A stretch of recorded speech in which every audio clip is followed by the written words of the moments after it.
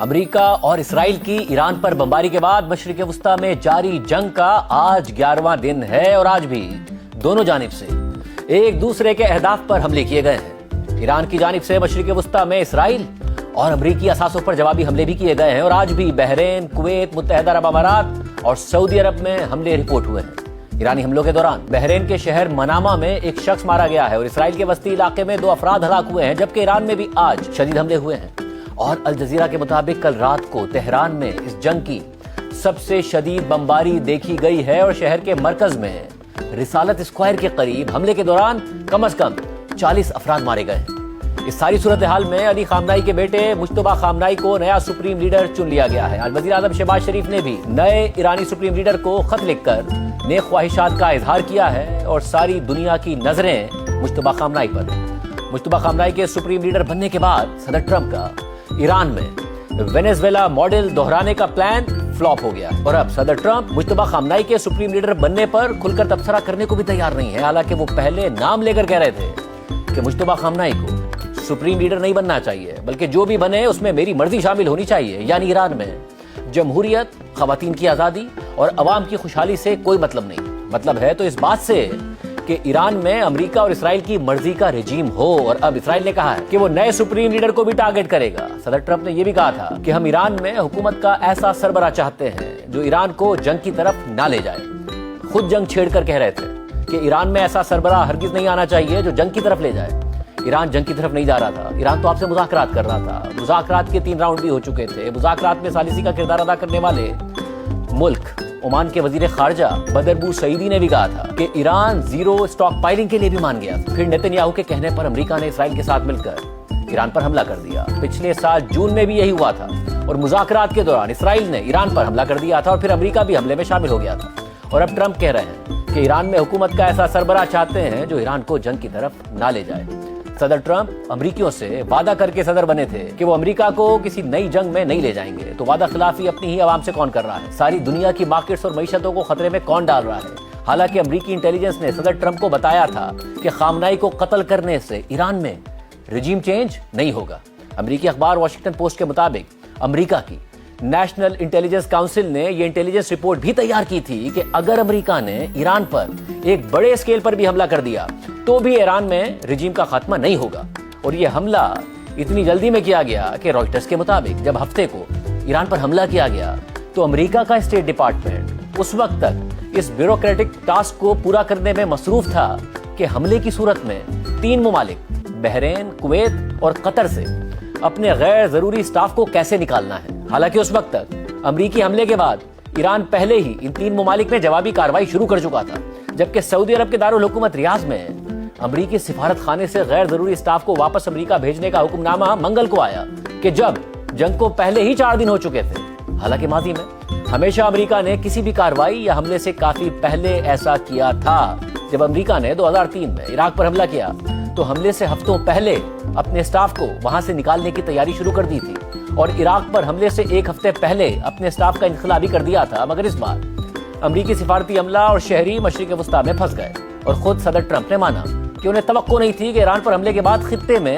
یہ صورتحال پیدا ہو جائے گی۔ اور صدر ٹرمپ صرف دنیا کو ہی نہیں، اپنے سوشل میڈیا کے ذریعے دھمکیاں، پیغام اور معلومات نہیں دیتے، بلکہ خود اپنی حکومت کو بھی ایسے ہی چلا رہے ہیں۔ رائٹرز کے مطابق ایک کیس میں تو وہ آفیشل جو امریکی شہریوں کو خطے سے نکالنے کا ذمہ دار تھا، وہ اپنے گھر پہنچا تو اسے سوشل میڈیا پوسٹ کے ذریعے پتا چلا کہ امریکی حکومت اپنے شہریوں کو نکالنے کے لیے چارٹرڈ فلائٹس آفر کر رہی ہے، حالانکہ ان کے پاس اس حوالے سے کوئی حکومتی احکامات نہیں آئے تھے۔ یعنی لیک آف کیلکولیشن اور مس کیلکولیشن کا مجموعہ ہے یہ جنگ، جس کی قیمت یہ خطہ اور پوری دنیا ادا کر رہی ہے۔ جنگ سے متعلق صدر ٹرمپ کی غیر واضح حکمت عملی اور متضاد بیانات نے ان کی کنفیوژن کو واضح کر دیا ہے، اور یہ بھی واضح ہو رہا ہے کہ نیتن یاہو کے دباؤ میں ایران پر حملے کی مس کیلکولیشن سے ایک واضح جیت کے ساتھ نکلنا اب ٹرمپ کے لیے ایک نیا چیلنج بن گیا ہے۔ ایسے میں ایک طرف ٹرمپ اور ان کی انتظامیہ مسلسل جنگ کے خاتمے کے بارے میں مختلف اور بعض اوقات ایک دوسرے سے متصادم بیانات دے رہے ہیں، تو دوسری طرف یہ خبریں بھی آ رہی ہیں کہ ٹرمپ انتظامیہ عالمی مارکیٹ میں تیل کی بڑھتی ہوئی قیمتوں سے شدید پریشان ہے۔ ساتھ ہی ایران پر شدید بمباری کے باوجود ایران کے انتہائی افزودہ یورینیم کے ذخائر کو حاصل کرنا اب بھی ٹرمپ انتظامیہ کے لیے ایک بڑا چیلنج ہے، اور امریکی میڈیا میں اب یہ خبریں لیک کی جا رہی ہیں کہ امریکی حکام اس مقصد کے لیے اپنی زمینی افواج ایران کے اندر بھیجنے پر غور کر رہے ہیں، جو ایک نہایت پیچیدہ اور خطرناک مشن ہوگا۔ اسی دوران امریکی حکام ایران کے ایک انتہائی اہم جزیرے پر قبضے کے آپشن پر بھی غور کر رہے ہیں، تاکہ تیل کی سپلائی کو کنٹرول کیا جا سکے۔ یہ خبریں بھی لیک کی جا رہی ہیں، اور یہ سب اس صورت میں ہو رہا ہے کہ جب صدر ٹرمپ کو سمجھ نہیں آ رہا ہے کہ وہ کیسے وکٹری ڈکلیئر کریں۔ اس ساری صورتحال میں آج امریکی نشریاتی ادارے فاکس نیوز کے ایک نمائندے نے بتایا کہ ان کی صدر ٹرمپ سے بات ہوئی ہے، جس کے دوران ٹرمپ نے ایران سے مذاکرات پر کہا کہ میں سن رہا ہوں کہ ایرانی بہت شدت سے بات کرنا چاہتے ہیں، یہ ممکن ہے اور شرائط پر منحصر ہے۔ ٹرمپ نے مزید کہا کہ ہمیں اب بات کرنے کی ضرورت نہیں ہے، لیکن یہ ممکن ہے۔ اہم بات یہ ہے کہ صدر ٹرمپ 28 فروری کو ایران پر حملوں کے بعد سے مسلسل یہ دعویٰ کر رہے ہیں کہ ایران بات کرنا چاہتا ہے، مگر ایران کی جانب سے ایسے دعووں کو مسلسل مسترد کیا گیا ہے اور اب تک مذاکرات کی کوئی باضابطہ تصدیق سامنے نہیں آئی ہے۔ لیکن ٹرمپ کے کنفیوژن سے بھرپور مکسڈ سگنلز صرف بات چیت تک ہی محدود نہیں ہیں، بلکہ وہ جنگ کی مدت اور اس کے اختتام کے حوالے سے بھی مسلسل الگ الگ بیانات دے رہے ہیں۔ کل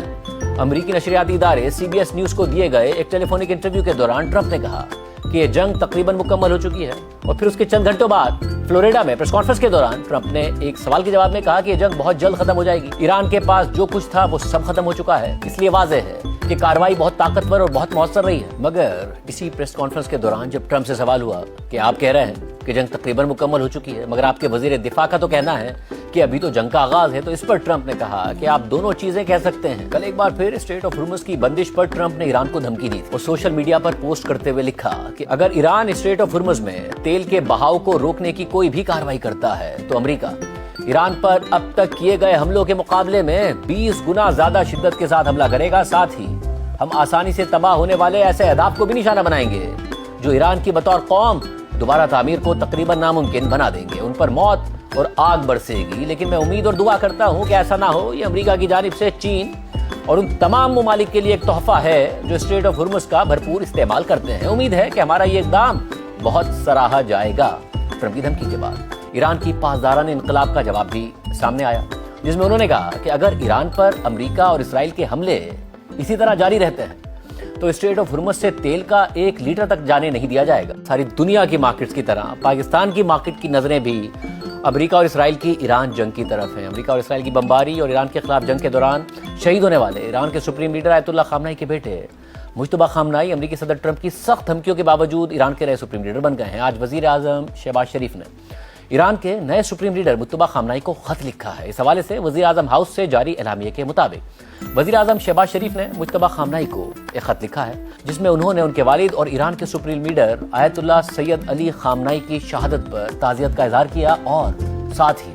انہیں سپریم لیڈر کی ذمہ داریاں سنبھالنے پر مبارکباد دی ہے۔ اپنے پیغام میں وزیر اعظم نے اس نازک موقع پر برادر ملک ایران کے عوام اور پوری مسلم امہ کے لیے پاکستان کے عوام کی جانب سے گہرے دکھ اور نیک دعاؤں کا اظہار کیا۔ اعلامیے کے مطابق وزیر اعظم نے خط میں لکھا ہے